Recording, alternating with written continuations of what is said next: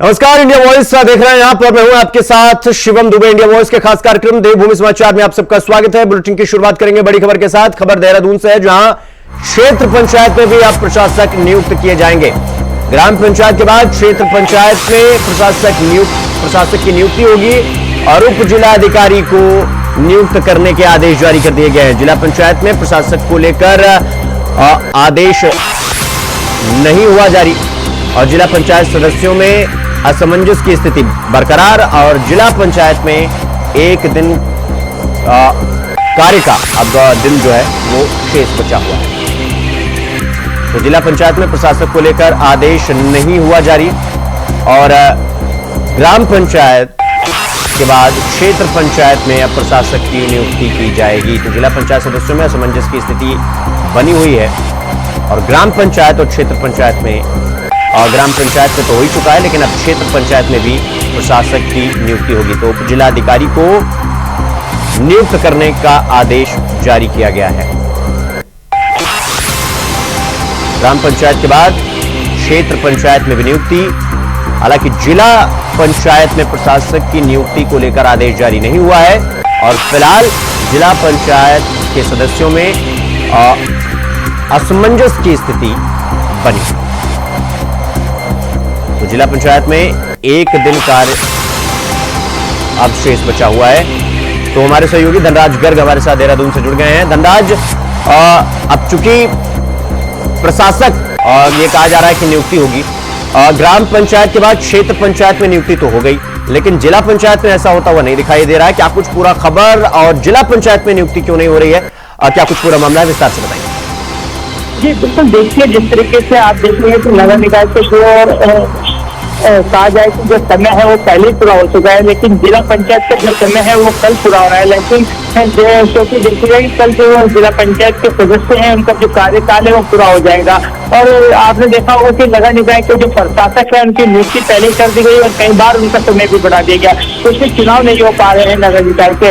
और ये देखिएगा कि अब जिला पंचायत की भी बारी आ चुकी है कि वहाँ पर भी प्रशासकों की नियुक्ति की जा रही है और माना जा रहा है कि आज इसका आदेश जारी हो सकता है। हालांकि अभी जो जिला पंचायत के सदस्य हैं उनमें एक असमंजस बना हुआ है कि वो नियुक्ति कब होगी, प्रशासकों की नियुक्ति कब की जाएगी, क्योंकि देखिएगा कि जब तक चुनाव नहीं होते तो एक नियम होता है कि प्रशासकों की नियुक्ति की जाती है और अभी तक वो प्रशासकों की नियुक्ति नहीं की गई है। अभी तक कोई आदेश जारी नहीं किया गया। हालांकि बताया जा रहा है कि कल जो कार्यकाल खत्म होगा तो उसके बाद कहीं न कहीं प्रशासकों की नियुक्ति कर दी जाएगी और जो प्रशासकों की नियुक्ति की जाएगी वो उप जिलाधिकारी को बनाया जाता है। उप जिला अधिकारी को प्रशासन की जिम्मेदारी दी जाती है और उन्हीं के देख रेख में पूरा कार्य जब तक चुनाव नहीं होता है तब तक जो कार्य है वो प्रशासकों की देख रेख में चलता है। तो धनराज, फिर ये जिला पंचायत के सदस्यों में अब चूंकि वो असमंजस में है कि क्या होने वाला है, अब एक दिन का कार्य और शेष बचा हुआ है, तो फिर ऐसे में क्या कुछ स्थिति बनती है, क्या ऑप्शन बचता है, क्या यहाँ पर भी उप जिलाधिकारी की तैनाती की जाएगी, अंततोगत्वा चुनाव ना हो जाए? बिल्कुल, देखिए सेम जिस तरीके से नगर निगम के चुनाव की बात करें या अन्य चुनाव की बात करें, ये जब तक कार्यकाल खत्म होता है और जब तक अगला चुनाव नहीं होता है तो तब तक प्रशासकों की नियुक्ति की जाती है। इसी तरीके से जिला पंचायत में प्रशासकों की नियुक्ति की जाएगी और वो प्रशासक जो होते हैं वो जिलाधिकारी बनाए जाते हैं और उस जिलाधिकारी के माध्यम से ही कहीं न कहीं पूरे प्रशासक पूरा कार्य देखा जाता है जिला पंचायत का, जब तक चुनाव नहीं होते हैं। अब कहीं न कहीं जिला पंचायत के जो सदस्य हैं इस समय उनके अंदर एक असमंजस बना हुआ है कि आखिर प्रशासक कौन होगा और कब से के प्रशासकों की नियुक्ति की जाएगी। इसके लिए कह रहे कि समझ जिला पंचायत सदस्य के अंदर बना हुआ है, लेकिन जब कार्यकाल खत्म होगा तो उसके बाद कहीं न कहीं शासन की तरफ से आदेश भी जारी कर दिए गए हैं कि जल्द ही इसे प्रशासक नियुक्त किया जाए और लेकिन अभी जो प्रशासकों की नियुक्ति है वो अभी जारी नहीं की गई है। ठीक है धनराज, आप हमारे साथ बने रहिएगा, हम अगली खबर पर भी आपका रुख करेंगे। तो आपको बता दें कि उप जिलाधिकारी को अलॉट कर दिया गया है और अब देखना होगा कि जिला पंचायत के लिए अब आगे क्या कुछ होता है। खबरों में आगे बढ़ेंगे एक और बड़ी खबर के साथ। सीएम धामी ने शासकीय आवास पर उच्च अधिकारियों के साथ बैठक की और इस दौरान सीएम ने केदारनाथ, बद्रीनाथ, यमुनोत्री और गंगोत्री धाम के शीतकालीन प्रवास स्थलों के लिए यात्रा शुरू करने और इसके व्यापक प्रचार प्रसार के निर्देश दिए हैं। साथ ही तीर्थयात्री और पर्यटक के GMVN के होटलों में रुकने पर किराए में 10% की छूट देने के भी निर्देश दिए हैं। बैठक में रजतोत्सव सशक्त उत्तराखंड योजना की अल्पकालिक और दीर्घकालिक योजनाओं की समीक्षा के साथ ही अधिकारियों को सड़क दुर्घटनाओं को रोकने के लिए विशेष नियमावली तैयार करने के भी निर्देश दिए गए हैं। तो सीएम धामी ने उच्च अधिकारियों के साथ बैठक की और सभी धामों के प्रचार प्रसार के निर्देश दिए गए। तीर्थयात्री और पर्यटकों के लिए विशेष व्यवस्था का भी मुख्यमंत्री ने आदेश दिया है। हमारे सहयोगी धनराज हमारे साथ लगातार बने हुए हैं। धनराज, मुख्यमंत्री ने उच्च अधिकारियों के साथ बैठक ली, बैठक में क्या कुछ आदेश दिया गया मुख्यमंत्री की तरफ से, क्या जानकारी आपके पास? बिल्कुल सेम। देखिए, मुख्यमंत्री पुष्कर धामी लगातार उत्तराखंड के अंदर पर्यटन को बढ़ावा देने के लिए, विकास कार्यों के लिए लगातार कार्य करते रहते हैं और एक बैठक मुख्यमंत्री पुष्कर धामी की तरफ से उच्च स्तरीय बुलाई गई थी और जिसमें सभी अधिकारियों को बुलाया गया था। पर्यटन विभाग के अधिकारी भी मौजूद थे, एमडीडी के अधिकारी से मौजूद थे और अन्य कई विभागों के अधिकारी भी उस बैठक में मौजूद थे। और मुख्यमंत्री पुष्कर धामी की तरफ से साफ तौर पर आदेश दिए गए हैं कि जो बद्रीनाथ, केदारनाथ और गंगोत्री धाम और यमुनोत्री धाम, इन चारों ही जगहों के लिए जो शीतकालीन यात्रा होती है उसको जल्द से जल्द शुरू किया जाए और इसके साथ ही जो GMBN के जो होटल हैं या फिर कहा जाए कि जो होम स्टे बने हैं उनमें भी 10% छूट श्रद्धालुओं को देने की बात मुख्यमंत्री पुष्कर धामी की तरफ से की गई है। और इतना ही नहीं, आप देखिएगा कि उत्तराखंड के अंदर आप देख रहे होंगे कि लगातार हादसे उत्तराखंड के अंदर होते हुए नजर आ रहे हैं, जिसको लेकर मुख्यमंत्री पुष्कर धामी ने एक नियमावली बनाने के निर्देश भी अधिकारियों को यहाँ से दिए हैं। तो मतलब केदारनाथ, बद्रीनाथ, यमुनोत्री और गंगोत्री धाम, इन चारों के प्रचार प्रसार के लिए मतलब मुख्यमंत्री की तरफ से आदेश दिया गया है, क्योंकि इस बार भी हमने चारधाम यात्रा में देखा कि भारी मात्रा में जो भगवान के भक्त हैं वो वहां पर पहुंचे थे और उसके प्रचार प्रसार के लिए यानी कि और भी एफर्ट्स मुख्यमंत्री पुष्कर सिंह धामी की तरफ से किया जा रहा है ताकि जो यात्री आ रहे हैं उनके रहने की व्यवस्था और होटलों की व्यवस्था जो है वो अच्छी अगर कर दी जाएगी तो हो सकता है अगली बार जब ये यात्रा शुरू हो तो उसमें और जो है यात्री वो भगवान के दर्शन के लिए वहां पर पहुंचे।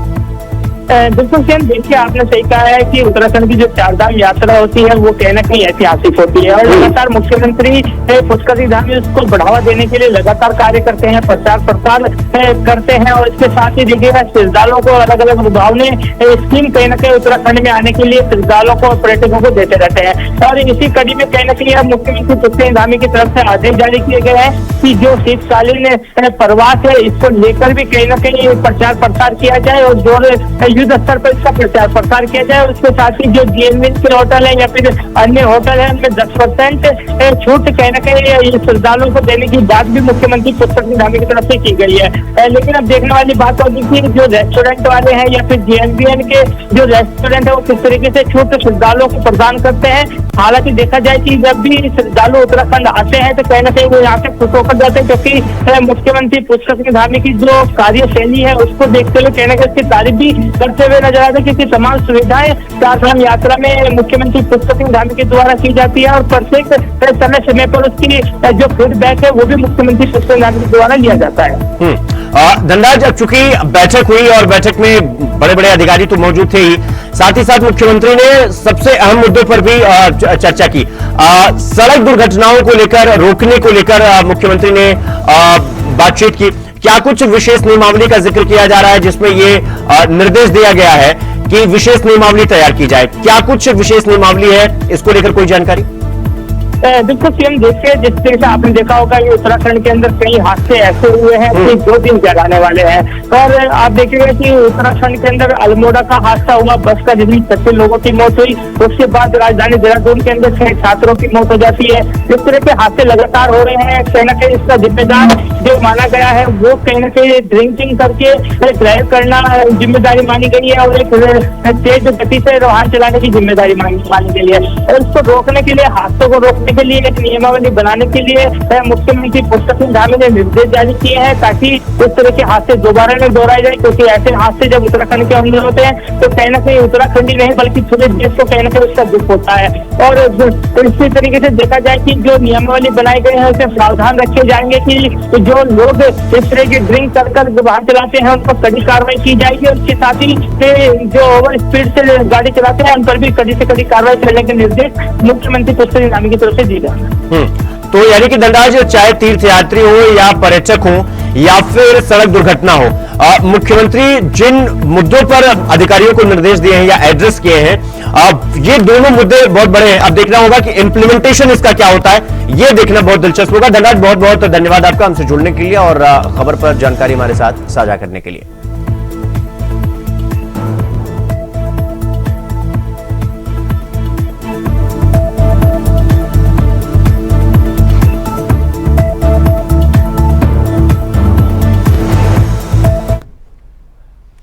खबरों में आगे बढ़ेंगे। अगली खबर रामनगर से है, जहां जिम कॉर्बेट नेशनल पार्क के एक रिजॉर्ट में 15 फीट लंबा किंग कोबरा देखने के बाद पर्यटकों में हड़कंप मच गया। साथ ही रिजॉर्ट कर्मचारियों के भी होश उड़ गए, जिसके बाद तुरंत वन विभाग को सूचना दी गई और सूचना पर पहुंचे सर्प विशेषज्ञ ने सांप को बड़ी मुश्किल से रेस्क्यू किया और रामनगर के रिसोर्ट में किंग कोबरा देखने को मिला। ये तस्वीरें हम आपको दिखा रहे हैं किस तरह से किंग कोबरा का रेस्क्यू किया गया वन विभाग की तरफ से।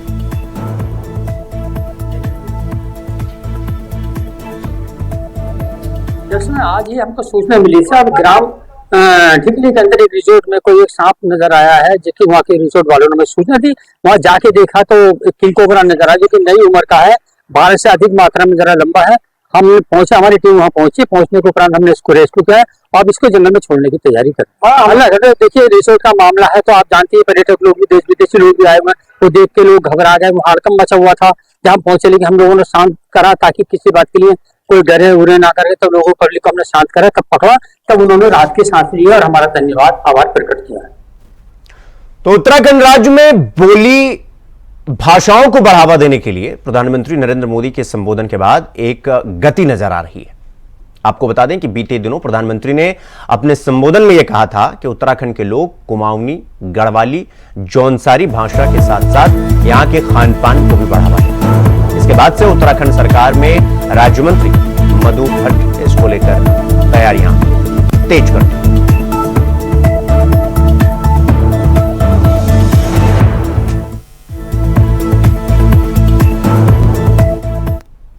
संस्कृति साहित्य कला परिषद के माध्यम से माननीय प्रधानमंत्री जी का संदेश यहाँ के उत्तराखंड की जो बोली भाषा है, यहाँ का रहन सहन, खान पान को एक अलग विश्व पटल पर जो पहचान मिलनी चाहिए, यहाँ के युवाओं को जोड़कर हम पूरी यहाँ की जो भाषा है उसमें कार्यशालाएं आयोजित कर रहे हैं और इसको गांव-गांव स्तर पर जो है हम भाषाओं का जो प्रचार प्रसार करने जा रहे हैं। गढ़वाली है, कुमाऊनी है, जौनसारी है, उन भाषाओं में जो हमारे जो लोक जो नृत्य हैं और जो नाटक हैं, जो हमारी जागर शैली है, उसको उसका प्रस्तुतिकरण जो प्राचीन समय से होता रहा है, उसको ही उस नई विधा को हम युवाओं के साथ जोड़कर स्थान स्थान पर करने जा रहे हैं और इसके लिए माननीय मुख्यमंत्री श्री पुष्कर सिंह धामी जी लगातार प्रयास कर रहे हैं कि यहाँ की उत्तराखंड की जो संस्कृति है, वो जो देश संस्कृति है, उसका प्रचार प्रसार पूरे विश्व में हो और यहाँ के युवाओं को, महिलाओं को और यहाँ की जो स्वरोजगार से भी उस संस्कृति को जोड़ा जाए। जिस प्रकार से अपन कला का आज पूरे विश्व में एक अलग तरह से यहाँ से एक पहचान बना चुकी है, उसी प्रकार से हमारी जो जागर शैली है वो पूरे विश्व में एक नई विधा के रूप में, गायन के रूप में उभरी है। यहाँ का रहन पहनावा जो है वो आज बड़ी संख्या में लोग यहाँ पे जो बाहर के विदेशी भी आते हैं, वो यहाँ के पहनावे को पहनकर एक मैं ये कहूंगी कि फैशन शो के माध्यम से प्रदर्शित करते हैं। तो ये उत्तराखंड का जो ये अलग सी संस्कृति है, इस संस्कृति को उजागर करने के लिए संस्कृति साहित्य कला परिषद अनेकों कार्यक्रमों के माध्यम से पूरी जनता के बीच में जन जागरण अभियान चला रहा है। तो फिलहाल यहां पर रुकेंगे एक छोटे से ब्रेक के लिए, खबरों का सिलसिला जारी है, फौरन लौट रहा है। तो ब्रेक के बाद एक बार फिर आप सबका स्वागत है मेरे साथ। रुक करेंगे अगली खबर की ओर। देहरादून के ONGC चौक में बीते दिनों भीषण सड़क हादसे के बाद पुलिस दुर्घटना की जांच में लग गई। हादसे के कुछ देर पहले ही एक युवक ने पैसिफिक मॉल के बाहर एक कार को गलत दिशा में आते देखा था, जिसकी सूचना युवक ने कंट्रोल रूम को फोन और जिलाधिकारी SSP को एक ईमेल के जरिए भी दी थी, जिसके बाद यातायात निदेशक ने पैसिफिक से गलत दिशा में दौड़ती कार के जांच के आदेश दिए हैं। इसके साथ ही शिकायत को गंभीरता से न लेने वाले ASI की जांच भी खुलवाने के आदेश दिए हैं। साथ ही यातायात निदेशक ने कहा कि जल्द ही रिपोर्ट सबके सामने होगी।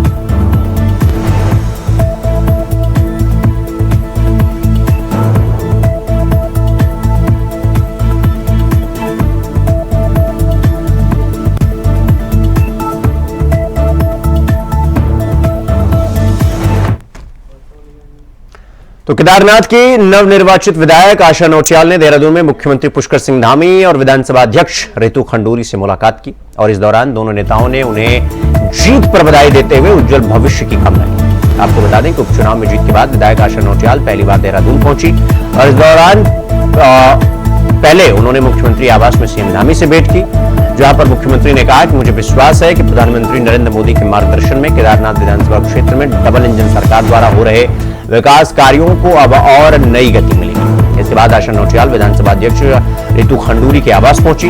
खंडूरी ने विधायक आशा नौटियाल को उनके नेतृत्व और समर्पण के प्रति विश्वास जताते हुए कहा कि उन्हें पूरा यकीन है कि वो अपने कार्यकाल में केदारनाथ विधानसभा क्षेत्र के समग्र विकास के लिए कड़ी मेहनत करेंगे।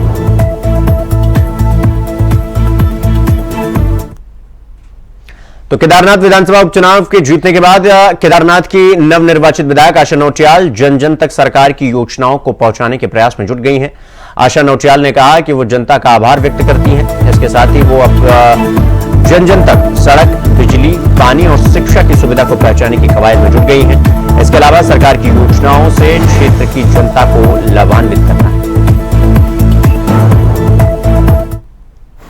देखिए, मैं तो हमेशा जनता के बीच रहती हूँ और प्राथमिकताएं हमारी जहाँ सड़क नहीं है, पानी नहीं है, बिजली नहीं है, कुछ हमारी बड़ी योजनाएं हैं जो शिक्षा, स्वास्थ्य और चिकित्सा की हैं, उनको सभी चीजों को वहाँ पे प्राथमिकता के साथ मेरी प्राथमिकता रहेंगी कि वो सारी सुविधाएं वहाँ केदारनाथ विधानसभा में हो और भी मतलब शिक्षा के क्षेत्र में भी कुछ बड़े काम वहाँ पर हो, ऐसी हमारी प्राथमिकताएं हैं। तो खाद्य और नागरिक आपूर्ति मंत्री रेखा आर्य की अध्यक्षता में देहरादून के रायपुर स्थित राष्ट्रीय खेल सचिवालय में खाद्य, नागरिक आपूर्ति और उपभोक्ता मामले में विभाग के वरिष्ठ अधिकारियों के साथ महत्वपूर्ण बैठक की गई। बैठक में खाद्य मंत्री रेखा आर्य ने कैबिनेट द्वारा पूर्व में दी गई मंजूरी पर अधिकारियों से जानकारी ली और विभाग को दिए गए निर्देशों की समीक्षा की। रेखा आर्य ने कहा कि बैठक में कैबिनेट द्वारा दी गई मुफ्त गैस रिफिलिंग की मंजूरी की प्रगति की जानकारी ली। इसके अलावा मंत्री रेखा आर्य ने सरकार द्वारा संचालित नमक पोषण योजना एनएफएसए के तहत राशन वितरण की मौजूदा स्थिति और सस्ता गल्ला विक्रेताओं के लाभांश और भाड़ा भुगतान संबंधी विषयों पर अधिकारियों के साथ समीक्षा की।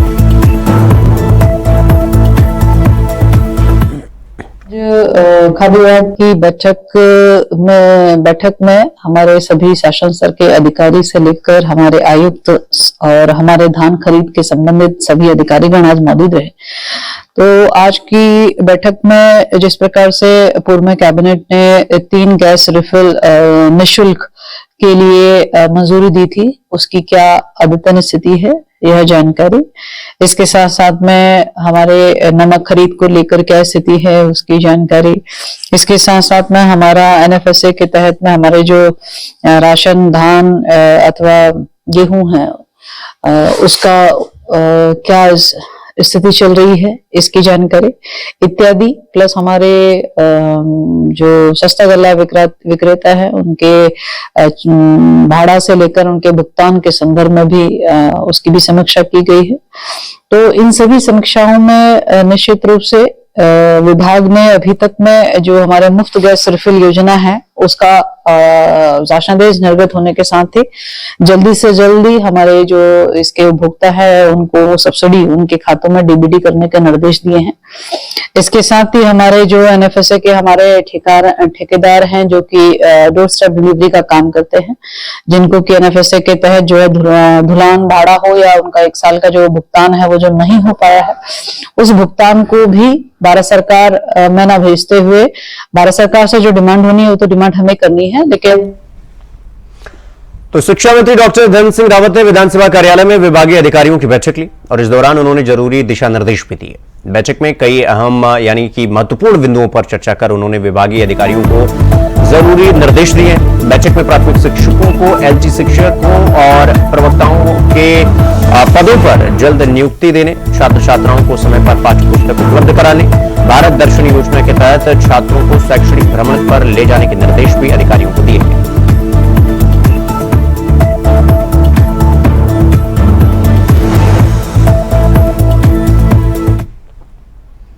तो वहीं दून अस्पताल में आयुष्मान योजना में आ रही अड़चनें जल्द ही दूर कर ली जाएंगी। आपको बता दें कि राज्य स्वास्थ्य एजेंसी यानी कि एसएचए की टीम दून अस्पताल पहुंची थी और टीम के सदस्यों ने अस्पताल प्रबंधन के साथ बैठक कर आयुष्मान को लेकर उत्पन्न हो रही सभी समस्याओं के निवारण के लिए बात की और एसएचए की ओर से आयुष्मान योजना के तहत उपचार लेने वाले मरीजों के लिए तय की गई कुछ नई गाइडलाइन के बारे में भी बताया गया। दून मेडिकल कॉलेज की प्राचार्य डॉक्टर गीता जैन ने बताया कि टीम के साथ हुई बैठक में कमियों को दूर करने पर चर्चा की गई और इसके तहत अब अस्पताल में भर्ती होने वाले मरीजों की जांच रिपोर्ट भी लगाई जाएगी। इसके अलावा अन्य कमियों को दूर करने का प्रयास भी किया जा रहा है। आपको बता दें कि दून अस्पताल में आयुष्मान योजना के तहत उपचार लेने वाले करीब 2000 मरीजों की फाइलें एसएचए ने अधूरी जानकारी का हवाला देते हुए लौटा दी।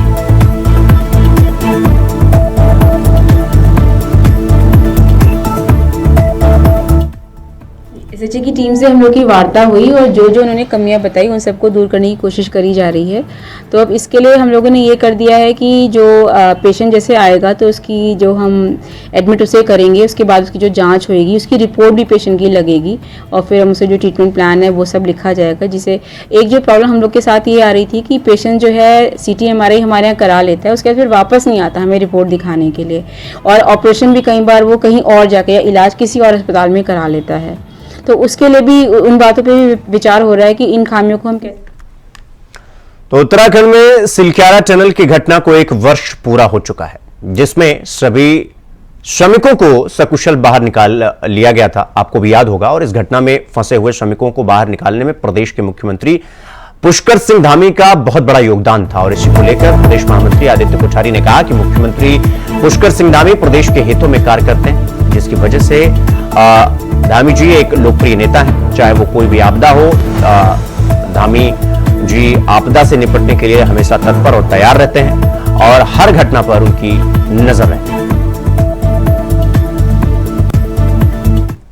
देखिए, सिलक्यारा टनल हादसा एक बहुत ही बड़ी घटना थी और उसको जिस तरह से हमारे प्रदेश के मुख्यमंत्री आदरणीय पुष्कर सिंह धामी ने बड़ी सूझबूझ के साथ में उस ऑपरेशन को जो है सफलतापूर्वक अंजाम दिया है और हमारे देश के प्रधानमंत्री आदरणीय नरेंद्र मोदी जी ने उसमें जो पूरा सहयोग दिया, विशेषज्ञों से लेकर के केंद्र के मंत्री भी वहां लगातार डेरा डाले रहे और वो सफलतापूर्वक जब सकुशल वहां फंसे हुए मजदूर बाहर निकले तो ये एक बहुत बड़ी सफलता जो है हमारी राज्य सरकार की भी रही है, हमारी केंद्र की सरकार की भी रही है, क्योंकि संभावना ये थी कि जब टनल के अंदर लोग कई दिनों से फंसे हुए हैं तो उनको जान माल की हानि वहां हो सकती थी। तो ये एक निश्चित रूप से एक बड़ी घटना थी और उस घटना में हम सफलतापूर्वक उससे निकले हैं, उभरे हैं, ये एक बड़ी उपलब्धि हमारी है। उसी के साथ प्रदेश भर में जहां जहां वर्षा ऋतु में आपदाएं आई है उन सभी आपदाओं में मुख्यमंत्री जी ने बड़ी सफलतापूर्वक रेस्क्यू अभियान चलाए। केदार।